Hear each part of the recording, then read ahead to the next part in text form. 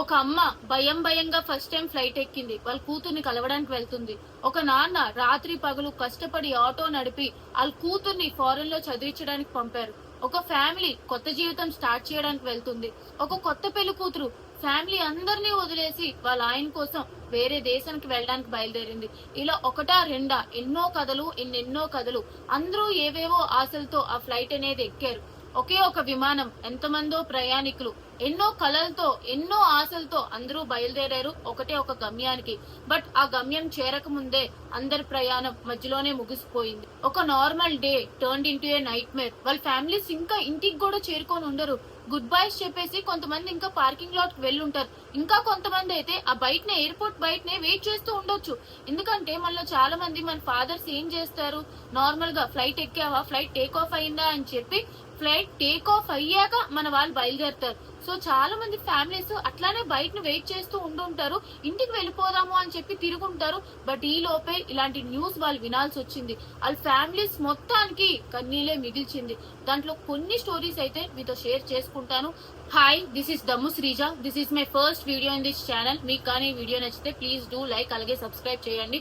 By the way, thanks for watching this video. ఇంకా వీడియోలోకి వెళ్ళిపోదాం. జూన్ 12, 2025 మధ్యాహ్నం 1:38 Ahmedabad to London air India flight అయితే బయలుదేరింది. ఆ ఫ్లైట్ లో 230 మంది ప్యాసింజర్లు ఉన్నారు, 10 మంది క్రూ మెంబర్స్ ఉన్నారు, 2 పైలట్లు ఉన్నారు. మొత్తంగా ఆ ఫ్లైట్ లో 242 మంది అయితే ఉన్నారు. ఫ్లైట్ అనేది ఎప్పట్లా కాకుండా ఒక 10 నిమిషాలు, స్కెడ్యూల్ టైం కన్నా 10 నిమిషాలు లేట్ గానే బయలుదేరింది. 1:38 అయితే టేక్ ఆఫ్ చేసుకుంది. బట్ టేక్ ఆఫ్ అయిన కొన్ని సెకండ్స్ లోనే ఫ్లైట్ కుప్పకూలిపోయింది. అది కూడా దగ్గరలో ఉన్న బీజే మెడికల్ కాలేజ్ హాస్టల్ బిల్డింగ్ అయితే ఫ్లైట్ వెళ్లి ఢీకొనింది. అక్కడే కుప్పకూలిపోయింది. ఫ్లైట్ లో ఉన్న 242 మందిలో 241 మంది చనిపోయారు. దాంతో పాటు ఆ హాస్టల్ బిల్డింగ్ లో ఉన్న స్టూడెంట్స్, స్టాఫ్ వాళ్ళు కూడా చనిపోవడం జరిగింది. వాళ్ళ స్టోరీస్ ఏంటి? ఈమె పేరు కోమి వ్యాస్. ఈమె ఉదయపూర్ లో ఒక ఫేమస్ డాక్టర్. వీళ్ళ హస్బెండ్ పేరు ప్రతీక్ జోషి. ఆయన లండన్ లో ఉంటున్నారు 6 ఇయర్స్ నుంచి ఒకలే. అతను సాఫ్ట్వేర్ ఎంప్లాయ్ లండన్ లో. అతనికి లండన్ లో ఫ్యామిలీ మొత్తం సెటిల్ అవ్వాలి అని చెప్పి ఒక కోరిక. బట్ చాలా సార్లు ట్రై చేశారు కానీ క్లియరెన్స్ అనేది రాలే. సో కష్టపడ్డారు, స్ట్రగుల్ అయ్యారు. ఫైనల్ గా ఫ్యామిలీ మొత్తం లండన్ అయితే షిఫ్ట్ అవ్వడానికి క్లియరెన్స్ అయితే వచ్చింది. అతను ఇండియా వచ్చారు ఫ్యామిలీ మొత్తం లండన్ షిఫ్ట్ చేయడానికి, లండన్ లో సెటిల్ అవ్వడానికి. ఈమె 2 డేస్ ముందే తను డాక్టర్ కాబట్టి పొజిషన్ నుంచి రిజైన్ చేసిందంట. వాళ్ళకి 3 పిల్లలు, ఒక అమ్మాయి, 2 ట్విన్స్ అబ్బాయిలు అనమాట. అందరూ కలిపి హ్యాపీగా బయలుదేరారు లండన్ లో వాళ్ళ కొత్త జీవితం, వాళ్ళ న్యూ చాప్టర్ స్టార్ట్ చేయడానికి. వాళ్ళు ఫ్లైట్ ఎక్కారు. ఫ్లైట్ ఎక్కే ముందు ఈ సెల్ఫీ తీసుకొని వాళ్ళ రిలేటివ్స్ అందరికి పంపారంట. మేము ఫ్లైట్ ఎక్కాము, మేము కొద్దిసేపట్లో అయితే ఫ్లైట్ అనేది టేక్ ఆఫ్ అవుతుంది, మేము లండన్ బయలుదేరిపోతున్నాము అని చెప్పి. ఇది వాళ్ళ లాస్ట్ సెల్ఫీ.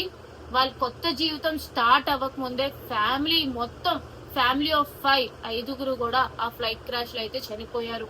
ఈమె పేరు సరస్వతిరావు. ఈమె మన ఆంధ్ర నుంచే. ఈమె కొన్ని సంవత్సరాల నుంచి వాళ్ళ కూతుర్ని వీడియో కాల్ లో తప్ప డైరెక్ట్ గా చూసిందే లేదు. వాళ్ళ కూతురు లండన్ లో ఉంటది. సో లండన్ బయలుదేరారు. ఈమె వాళ్ళ కూతుర్ని తనివి తీర 2 కళ్ళతో చూసుకుందాం, మా కూతుర్ని గట్టిగా హత్తుకుందాం అని చెప్పి బయలుదేరారు. ఆ కూతురు కూడా అక్కడ మా అమ్మ వస్తుంది అని ఆనందంతో ఐఎమ్ కమింగ్ అమ్మా అని మెసేజ్ కూడా పెట్టారంటే, నేను ఎయిర్పోర్ట్ కి వస్తానమ్మా, నీ కోసం వెయిట్ చేస్తున్నాను, నువ్వు రావాలి అన్నట్టు. ఆ కూతురు కూడా అక్కడ ఫుల్ గా హ్యాపీతో ఎన్నో సంవత్సరాల తర్వాత వాళ్ళ అమ్మని డైరెక్ట్ గా చూసి హగ్ చేసుకోవడానికి, ఆ మూమెంట్ కోసం వెయిట్ చేస్తుంది వాళ్ళ కూతురు కూడా. సో ఈమె హైదరాబాద్ నుంచి అహ్మదాబాద్ బయలుదేరారు. ఒక ఫ్లైట్ అయితే ఎక్కారు. అహ్మదాబాద్ నుంచి లండన్ ఇంకో ఫ్లైట్. ఈమె ఇంటి నుంచి వంటలు కూడా చేసిందంట, స్నాక్స్ కూతురు కోసం. తన చేతి వంట వాళ్ళ కూతురికి తినిపించాలని చెప్పి స్నాక్స్ కూడా పట్టుకొని వెళ్తున్నారు. కొంచెం భయంతో పాస్పోర్ట్ గట్టిగా పట్టుకొని, మోహన్లో ఆనందంతో, కొంచెం గుండెలో కొంచెం భయం ఉంటది కదా ఎంతైనా. ఫస్ట్ ఫ్లైట్, ఇంతకు ముందు ఎప్పుడు కూడా ఫ్లైట్ ఎక్కలేదంట. సో ఎక్సైట్మెంట్ ఉన్నా, కూతురు కలుస్తున్నాను అని చెప్పి ఆనందం ఉన్నా, ఎక్కడో చిన్న భయంతో ఆమె ప్రయాణం అయితే స్టార్ట్ చేశారు. కూతుర్ని కలవక ముందే మధ్యలోనే ఆమె ప్రయాణం అయితే ముగిసిపోయింది. 2 అక్కా చెల్లెళ్ళు వాళ్ళు లండన్ లో ఉంటారు. వాళ్ళ గ్రాండ్ మదర్ బర్త్డే సెలబ్రేట్ చేయడానికి అయితే లండన్ నుంచి అహ్మదాబాద్ వచ్చారు. వాళ్ళ అమ్మమ్మ గారు పుట్టినరోజు సెలబ్రేట్ చేశారు. తిరిగి వెళ్ళిపోవడానికి అని చెప్పి బయలుదేరారు. ఆ ఫ్లైట్ ఎక్కారు. ఒక తండ్రి వాళ్ళ కూతురుతో చివరి ఫోటో, ఆ కూతుర్ని ఎయిర్పోర్ట్ కి డ్రాప్ చేయడానికి వచ్చారు. ఆ కూతురు లండన్ లో చదువుకుంటుంది. సో డ్రాప్ చేయడానికి వచ్చి ఒక ఫోటో దిగి స్టేటస్ కూడా పెట్టారంట ఆయన, ఆల్ ది బెస్ట్ బ్లెస్సింగ్స్ అన్నట్టు. సో తిరిగి ఇంటికి వెళ్ళిపోవడానికి వెళ్తుండగానే ఈ లోపే ఆ ఫ్లైట్ అనేది క్రాష్ అయిపోయింది అనే వార్త ఆ తండ్రి వినాల్సి వచ్చింది. సకిరాబేన్ అట్లానే చిన్న పాప, ఆమెకు ఒక చిన్న పాప ఉంది, సంవత్సరంన్నర ఆ పాపకి. ఇద్దరు కూడా May 16 ఇండియా వచ్చారు వడోదరాకి. అక్కడ వాళ్ళ రిలేటివ్స్, వాళ్ళ బావగారిది ఎవరిదో పెళ్లి ఉంటే దానికోసం అని చెప్పి వచ్చారంట. పెళ్లి అటెండ్ అయ్యారు అండ్ ఆ ఫ్లైట్ లో ఎక్కారనమాట. తిరిగి బయలుదేరి లండన్ వెళ్ళిపోవడానికి. వాళ్ళు కూడా చనిపోయారు. ఓల్డ్ కపుల్, వాళ్ళు ఎంతో కష్టపడి చదివించి వాళ్ళ కొడుకుని అయితే లండన్ పంపించారు. లండన్ లో వాళ్ళ కొడుకు ఫుల్ గా సెటిల్ అయ్యారు. ఒక ఫ్యామిలీ అనేది స్టార్ట్ చేశారు. చివరగా ఎన్నో సంవత్సరాల తర్వాత వాళ్ళ కొడుకుని చూడడానికి, వాళ్ళ కోడని చూడడానికి, అట్లానే వాళ్ళ మనవలతో ఆడుకోవడానికి అని చెప్పి ఈ కపుల్ అయితే బయలుదేరారు. ఆ ఫ్లైట్ ఎక్కారు. ఆ ఫ్లైట్ అయితే క్రాష్ అయిపోయింది. పాయల్ కార్తిక్ వాళ్ళ ఫాదర్ ఒక ఆటో డ్రైవర్. రాత్రి పగలు కష్టపడి మరి ఈమెను చదివించారు. ఈమెకి లండన్ లో ఒక జాబ్ ఆపర్చునిటీ వచ్చింది. వాళ్ళే కంపెనీ వాళ్ళే టికెట్ కూడా కొన్నారు ఈమెకి. సో ఎన్నో కలలతో, ఎన్నో డ్రీమ్స్ తో వాళ్ళ పేరెంట్స్ కి కూడా ఒక మంచి ఫ్యూచర్ ఇద్దాము అనుకొని వాళ్ళు ఇప్పటి వరకు నా కోసం కష్టపడ్డారు. నేను ఇంకా కష్టపడి వాళ్ళకి ఒక బ్రైట్ ఫ్యూచర్ ఇద్దాము అని చెప్పి బయలుదేరింది. ఎన్నో డ్రీమ్స్ తో బయలుదేరింది. బట్ ఆ డ్రీమ్స్ అన్ని ఆ ఫ్లైట్ లానే కుప్ప కూలిపోయాయి. వాళ్ళ పేరెంట్స్ కి కన్నీళ్ళు మిగిల్చింది. వీళ్ళు ఒక బ్రిటిష్ కపుల్. వీళ్ళు లండన్ లో ఉంటారు. ఇండియాకి అయితే వెకేషన్ కోసం వచ్చారు. తిరిగి లండన్ వెళ్ళిపోవడానికి బయలుదేరారు.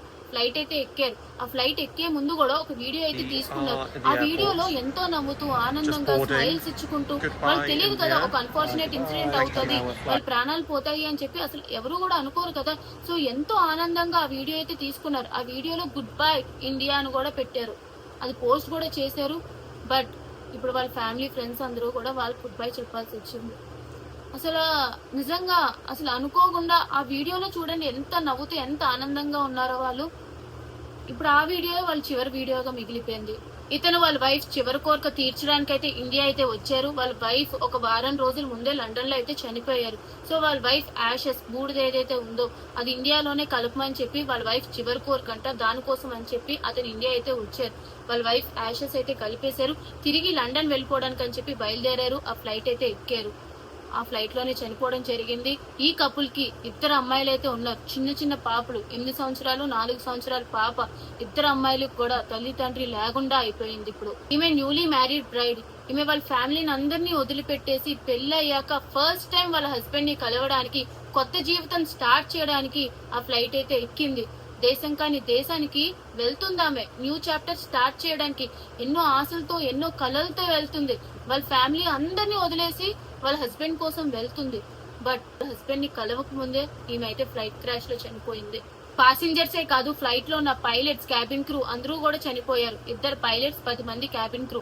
ఇతని పేరు కెప్టెన్ సుమిత్ సబర్వాల్. ఇతని సీనియర్ పైలట్, ఇతనే మైన్ పైలట్. ఇతనికి 8200 పైగా ఫ్లయింగ్ అవర్స్ ఎక్స్పీరియన్స్ ఉంది. ఇతను చాలా సీనియర్ పైలట్, అట్లానే ఒక ట్రైన్ ప్రొఫెషనల్. ఇతను కొన్ని రోజుల్లో రిటైర్మెంట్ ఇచ్చేద్దామని అనుకున్నారు వాళ్ళ నాన్నగారిని చూసుకోవడానికి. వాళ్ళ నాన్నగారికి 80 సంవత్సరాల పైనే ఉంటాయి. సో వాళ్ళ నాన్నగారు చూసుకోవడానికి అని చెప్పి వాళ్ళ నాన్నగారికి చెప్పారంట, నేను కొన్ని రోజుల్లో రిజైన్ చేసేసి మిమ్మల్ని దగ్గరుండి చూసుకుంటానని చెప్పి.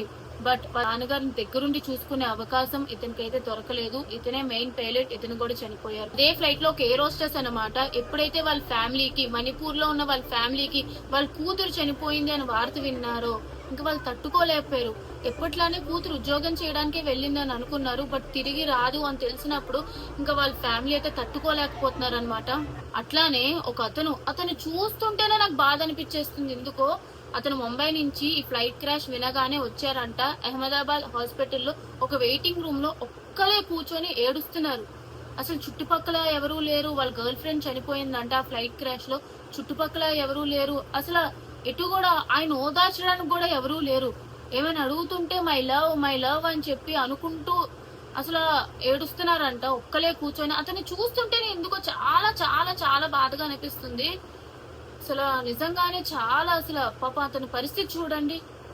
ఇలానే ఎన్నో ఫ్యామిలీస్, ఎన్నో కుటుంబాలు, ఎంతో మంది ఫ్రెండ్స్, ఎంతో మంది లవర్స్ వాళ్ళ గర్ల్ ఫ్రెండ్స్ ని అసలు పిల్లల్ని, తండ్రిని, కూతుర్ని ఎంతో మందిని అయితే ఆ ఫ్లైట్ క్రాష్ లో అయితే కోల్పోయారు. నిజంగా ఫ్యామిలీస్ అందరికి మనం గట్టిగా ప్రే చేయాలి. Pray for those families. ఇదే కాకుండా ఆ ఫ్లైట్ అనేది బీజే హాస్పిటల్ ఏదైతే హాస్టల్లో గుద్దుకుందో దాని వల్ల అక్కడున్న మెడికల్ స్టూడెంట్స్ కూడా దాంట్లో కూడా చాలా మంది చనిపోయారు అనమాట. ఆ మెడికల్ స్టూడెంట్స్ ఎవరు చనిపోయారో కూడా ఇంకా తెలీదు. దాంట్లో ఒక అతను చెప్తున్నారు, ఒక వాచ్మెన్ అతను ఏదో టైప్ అనమాట, సెక్యూరిటీ గార్డ్ అతను ఏమంటున్నారంటే మా కూతురును మా వైఫ్ వాళ్ళకి భోజనం ఇవ్వడానికి అని చెప్పి అక్కడికి వెళ్ళారు. బట్ వాళ్ళు తిరిగి రాలేదు, వాళ్ళకి ఏమైందో కూడా మాకు తెలియట్లేదు అన్నట్టు అతను చెప్తున్నారు అనమాట.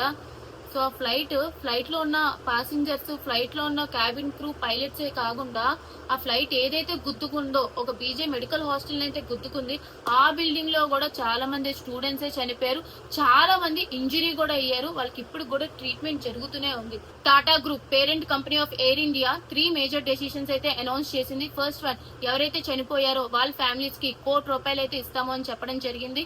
సెకండ్ వన్, ఎవరైతే ట్రీట్మెంట్స్ తీసుకుంటున్నారో వాళ్ళ కంప్లీట్ మెడికల్ ఎక్స్పెన్సెస్ అంతా కూడా టాటా గ్రూపే చూసుకుంటది అని కూడా చెప్పింది. అలానే థర్డ్ పాయింట్, ఫ్లైట్ అనేది ఒక బీజే మెడికల్ కాలేజ్ హాస్టల్ బిల్డింగ్ అయితే వెళ్ళి క్రాష్ అయింది అనమాట.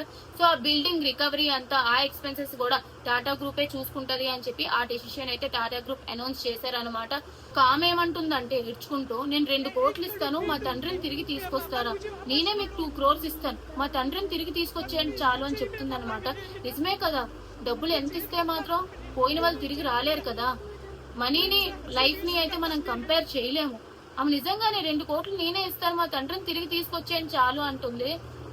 దిస్ ఇస్ వెరీ సాడ్ అండి. దీనిని కూడా కొంతమంది ఎట్లా మాట్లాడుతున్నారు అంటే, అరే ఆ ఫ్లైట్ క్రాష్ లో నేనే ఉంటే బాగుండేది, అప్పుడు నేను చచ్చిపోయి ఉండేవాడిని, నాకు ₹1,00,00,000 వచ్చేవి, మా ఫ్యామిలీకి ఆ ₹1,00,00,000 వెళ్ళేవి అని. ₹1,00,00,000 వస్తే మీ ఫ్యామిలీ మాత్రం ఏం చేసుకుంటారు నువ్వే చనిపోయాక? ఏంటి నెత్తినేసుకొని బాదుకుంటారా? ఈమె 2 కోట్లు ఇస్తానంటుంది, తిరిగి వాళ్ళ నాన్నగారిని తీసుకురమ్మంటుంది. తీసుకురాగలమా? ఎలా ఆలోచిస్తున్నారు అసలు? డబ్బులు వస్తాయి కదా చచ్చిపోతే, అప్పుడు హ్యాపీగా మా ఫ్యామిలీ బతుకుతారంటే నువ్వు ఇంపార్టెంట్ వాళ్ళకి, డబ్బులు కాదు. నువ్వే లేనప్పుడు వాళ్ళు డబ్బులు ఏం చేసుకుంటారు? పిచ్చి పిచ్చిగా మాట్లాడి నీ శవం మీద వేసుకొని ఊపుతారా? అది పిచ్చిలా మాట్లాడుతున్నారు. దానికి మరి షేర్స్, లైక్లు. నిజంగానే కొంతమంది బ్రెయిన్ ఎలా పనిచేస్తుందో నాకు అర్థం కావట్లేదు. అక్కడ వాళ్ళు చనిపోయారు అని అనే కన్నా వాళ్ళు ₹1,00,00,000 వస్తున్నాయి కదా, అదే సిచ్యువేషన్ లో నేనుంటే బాగుందని ఫీల్ అవుతున్నారు. ఎవరు కూడా అలాంటి సిచ్యువేషన్ లో ఉండాలని ఫీల్ అవరు. వెళ్ళి మీ మమ్మీకి కానీ మీ నాన్నకి కానీ ఇలాంటి మాట చెప్పండి, అమ్మ నేను చచ్చిపోయి ఉంటే నాకు ₹1,00,00,000 వచ్చేవమ్మా, మీరు హ్యాపీగా బతికేవాళ్ళంటే లాగిపెట్టి ఒకటి పీకుతారు. ఒరే నువ్వే లేనప్పుడు మేము డబ్బులు ఏం చేసుకుంటాం రా అని చెప్పి. సో బుర్ర కొంచెం పెట్టి ఆలోచించండి. అండ్ ఈ ఫ్లైట్ క్రాష్ లో ఒక మిరాకిలే జరిగింది. ఇలాంటి ఒక మిరాకిల్ మనం ఎప్పుడు కూడా కని విని అసలు ఉండం. అండ్ కొన్ని కోఇన్సిడెన్సెస్, అవి కోఇన్సిడెన్సెస్ అనాలో మరి ఇంకేమనాలో తెలియదు కానీ నిజంగానే కొన్ని వింటుంటే ఏంట్రా ఇంత కోఇన్సిడెన్స్ అనిపిస్తుంది. ఫస్ట్ ఈమె ఫ్లైట్ లో ఉండాలి, బట్ ఈమె ఫ్లైట్ బోర్డింగ్ టైం కి లేట్ గా వెళ్ళిందంట. సో ఫ్లైట్ ఎక్కించలేదు ఈమెకి అహ్మదాబాద్ ట్రాఫిక్ వల్ల. సో ఈమె బోర్డింగ్ టైం కి కొంచెం లేట్ గా వెళ్ళింది, సో ఫ్లైట్ ఎక్కించలేదు. ఆల్రెడీ ఫ్లైట్ డిలేలో ఉంది, మిమ్మల్ని ఎక్కిస్తే ఇంకా లేట్ అయిపోతుంది, సో మేమైతే మిమ్మల్ని ఎక్కించము అని చెప్పేశారు. సో తిరిగి ఇంటికి వెళ్ళిపోయింది ఈమె. ఆమె ఏమనుకుని ఉంటది, ఏంట్రా మనకి ఇట్లా జరుగుతుంది, దరిద్రం ఎప్పుడు మనతోనే ఉంటది, ఫ్లైట్ కూడా మిస్ అయిపోయాను, ఇన్ని డబ్బులు వేస్ట్ అయిపోయి అని అనుకుని ఉంటది కదా ఆమె. బట్ ఇంటికి వెళ్ళిపోయి న్యూస్ వినగానే ఆమె చేతులు కాళ్ళు ఆడలే. నిజంగా శివరైపోయి గణపతి బప్ప మోరియా నన్ను నువ్వే కాపాడో, దేవుడా నువ్వే కాపాడో అని చెప్పి ముక్కులు మొక్కుతుంది ఈమె. నిజంగా ఒక్కసారి ఊహించండి, ఏదో విధంగా వాళ్ళు ఎలో చేసి ఆమె ఫ్లైట్ లో ఉండుంటే అసలు ఆమె బతికుంటేదా, అసలు ఇట్లా ఇంటర్వ్యూలేని ఇచ్చేదా? Just imagine. నిజంగా ఆమె అయితే అంత దేవుడు వల్లే అని చెప్పి చెప్పుకొని వస్తుంది. సో నిజంగానే ఏదో దేవుడైతే ఆమెను కాపాడారు. అలానే కోఇన్సిడెన్సెస్ అన్నాను కదా, ఇతను ఎక్స్ సీఎం అనమాట, ex CM of Ahmedabad Vijay Rupani గారు. ఇతను కూడా ఫ్లైట్ లో ఉన్నారు, ఇతను కూడా చనిపోవడం జరిగింది. బట్ ఏ రోజైతే చనిపోయారో అది 1206 జూన్ 12 రోజు ఈయన చనిపోయారు. ఈయన ఫేవరెట్ నంబర్ 1206 అంట. ఇతను ఫస్ట్ వెహికల్ ఏదైతే కొనుక్కున్నారో ఆ నంబర్ ప్లేట్ 1206. అప్పటి నుంచి కూడా అతని పర్సనల్ వెహికల్స్ నంబర్స్ అన్ని కూడా 1206 తోనే ఉంటాయి. అన్ని వెహికల్స్ కూడా 1206. అండ్ చూడండి అతను చనిపోయిన రోజు కూడా 1206. సో ఈ న్యూమరాలజీ లక్కీ నంబర్ అనుకున్నది అతనికి అన్లక్కీ అయ్యిందా? ఇంత కోఇన్సిడెన్సా? అతని సీట్ నంబర్ 12. ఈ ఫ్లైట్ అనేది స్టార్ట్ అయింది 12 o'clock కి, బోర్డింగ్ టైం అనేది అది ఇంత కోఇన్సిడెన్సా? అతను లక్ అనుకునే ఇన్ని రోజులు, ఇన్ని సంవత్సరాలు లక్ అనుకునే నంబర్ అతనికి పెద్ద అన్లక్కీగా మారిందా? This is the biggest miracle. అసలు కొన్ని సంవత్సరాలు పోయినా సరే ఇది మనం చెప్పుకోవచ్చు. అసలు ఫ్లైట్ లో ఎవరైనా బతకడానికి chances less than 0.0001% chances. 242 members ఉన్న ఫ్లైట్ లో అసలు ఎవరు కూడా బతకడానికి వీలే లేదు. ఆ ఫ్యూయల్ టెంపరేచర్ హైగా ఉంది, అసలు ఎవరు కూడా బతకడానికే లేదు. అలాంటిది ఇతను బతికారు. 242 మెంబర్స్ లో 241 మెంబర్స్ చనిపోతే ఇతను ఒక్కరు మాత్రం బతికారు. This is really miracle. అసలు అతను ఎలా బతికారో, ఎట్లా సర్వైవ్ అయ్యారో అతను కూడా అసలు తెలియట్లేదు.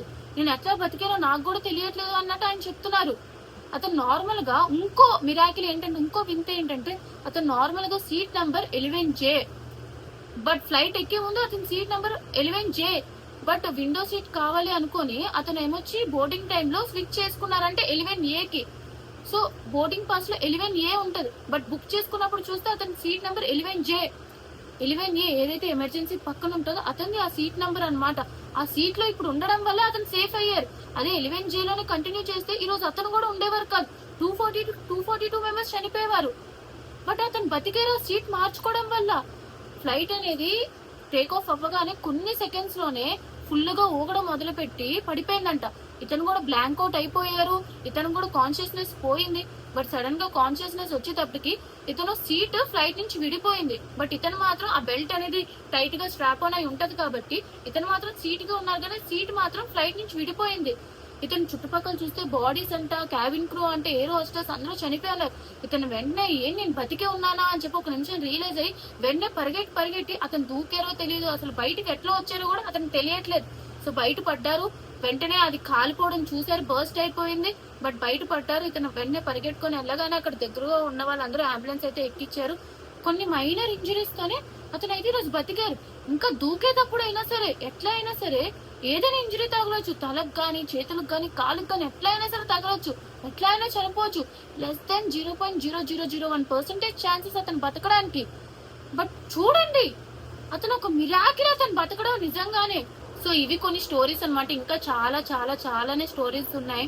బట్ వీలైనంత వరకు నేను చెప్పడానికి ట్రై చేశాను. So these are the members, these are the passengers.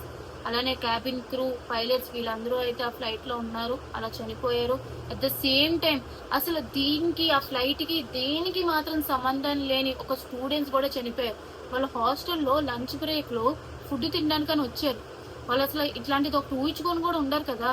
Just lunch break, MBBS చదువుతున్నారు ఆ స్టూడెంట్స్, ప్రాణాలు కాపాడడానికి కోసం చదువుతున్నారు. బట్ వాళ్ళ ప్రాణాలే పోయాయి అనమాట. ఆ లంచ్ ప్లేట్ లో ఫుడ్ కూడా అట్లానే ఉంది. అనుకోకుండా వాళ్ళు జస్ట్ కూర్చొని తింటుంటే ఎక్కడి నుంచో ఒక ఫ్లైట్ వచ్చి క్రాష్ అయ్యి స్టూడెంట్స్ అయితే చనిపోయారు. కొంతమంది అయితే దూకేశారంట ఆ ఫ్లోర్ నుంచి. ఒక అతనైతే బతికారు, వాళ్ళ మదర్ చెప్తున్నారు. మా అబ్బాయి అయితే దూకేశారు, దాని వల్ల అతను బతికారు అని చెప్పి. బట్ చూడండి ఎంత అన్ఫార్చునేట్. ఫ్లైట్ లో ఉన్న వాళ్ళకైనా సరే అనుకుంటాం, అరే ఫ్లైట్ క్రాష్ అయితే ఏంటి అని చెప్పి మనకు ఒక థాట్స్ వస్తాయి ఎక్కేటప్పుడు. బట్ మెడికల్ హాస్పిటల్, ఒక హాస్టల్లో కూర్చున్నారు వాళ్ళు అనుకోరు కదా ఒక ఫ్లైట్ వచ్చి ఆ బిల్డింగ్ ని ఢీకొని మనం చచ్చిపోతాము అని చెప్పి. ఆ స్టూడెంట్స్ గురించి తలుచుకుంటే మాత్రం ఇంకా బాధగా ఉంది నాకు. అందరికీ ప్రే చేద్దాం, pray for those families. And అందరూ ఎవరైతే ట్రీట్మెంట్ తీసుకున్నారో వాళ్ళైతే సేఫ్ గా ఉండాలి అని చెప్పి అయితే మనం మనస్ఫూర్తిగా కోరుకుందాం.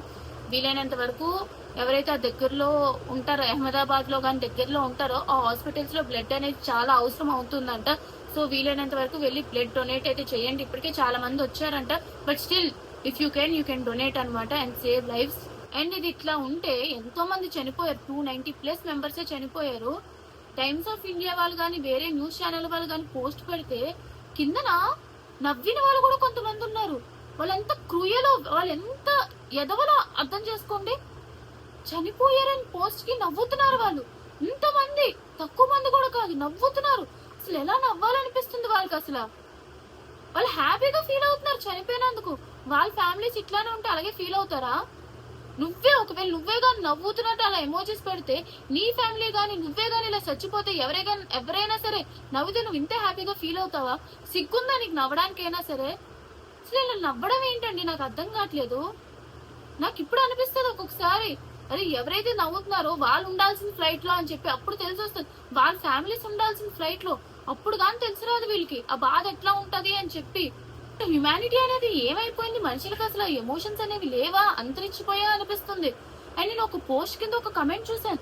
దాంట్లో ఏమంటున్నారు అంటే, మా Idol Kohli is coming on the flight so he can meet his 11 fans అంట. అసలు ఏంటండి, మనుషుల ప్రాణాలు అంత తేలిక?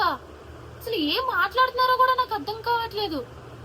అంటే అది కమ్మ దుబ్బితున్నట్టు అనమాట. ఎవరైతే మొన్న స్టాంపేడ్ లో ఆర్సీబీ ఫ్యాన్స్ ఒక 11 మంది చనిపోయారో, కోహ్లీ కూడా ఫ్లైట్ లో ఉంటారు, వాళ్ళ ఐడల్ ఉంటారు ఆ ఫ్యాన్స్ ని కలవడానికి అన్నట్టు మాట్లాడుతున్నారు. ఇంత క్రూయలా? మనుషులు చనిపోయారని బాధ లేకుండా ఇంత దరిద్రంగా ఎలా బిహేవ్ చేస్తారో నాకు అర్థం కావట్లేదు. ఈ కమెంట్స్ చూడండి, మీకే తెలుస్తుంది.